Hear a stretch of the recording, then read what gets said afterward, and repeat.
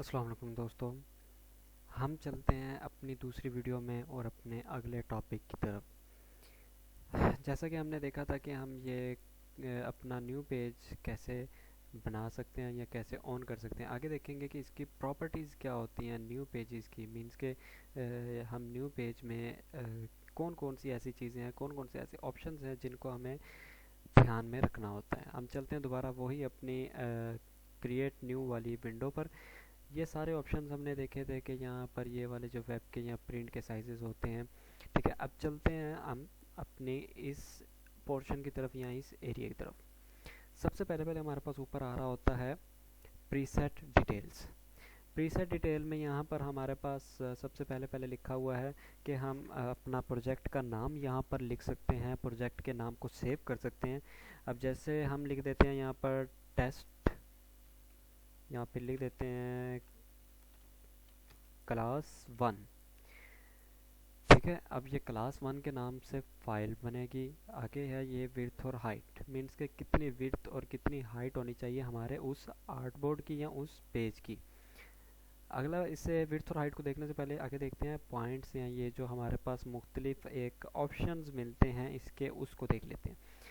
सबसे पहले पहले हमारे पास है पिक्सल्स, उसके बाद हैं पॉइंट्स, ये पिकास, इंचज़, फीट्स एंड इंचज़, ये मुख्तलिफ जो है ना हमारे पास प्रीसेट्स हैं।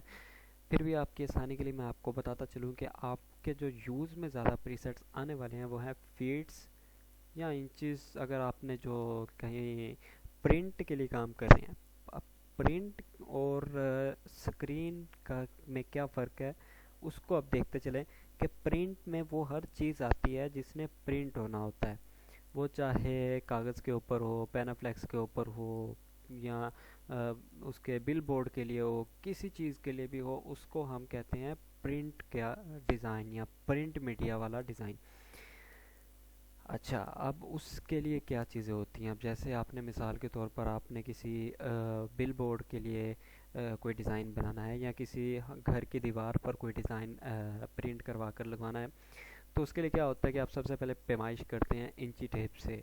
आप उसको इंचज़ में या तो पैमाइश करते हैं या फीट्स में करते हैं, वो जैसे आपकी आसानी होती है आप उसकी पैमाइश करते हैं।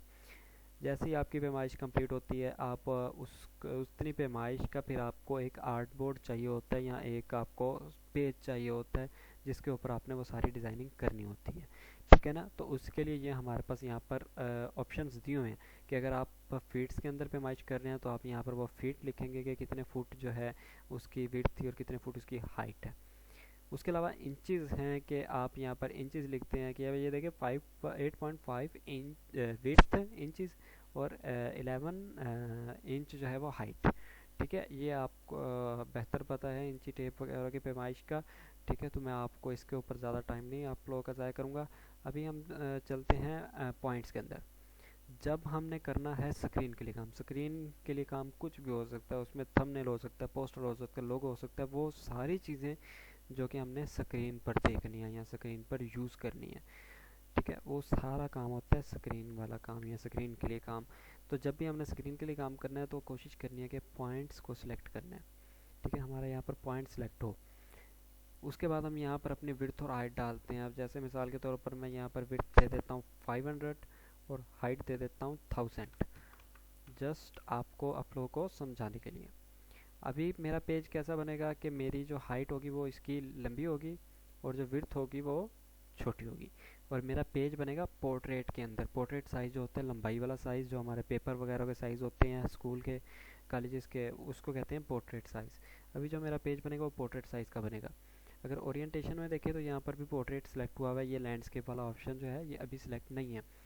अगर मैं यहाँ पोर्ट्रेट में लैंडस्केप पर क्लिक कर देता हूँ, ठीक है, अब ये देखें मेरा पेज लैंडस्केप पर बनाएगा, ये लैंडस्केप के साइज़ में, मीन्स कि ये अब विड्थ इसकी ज़्यादा होगी और इसकी वैल्यूज़ भी देखो इसने ऑटोमेटिकली एक दूसरे के साथ शिफ्ट कर दी है। हाइट की वैल्यू विड्थ में कर दी, विड्थ की वैल्यू हाइट में कर दी।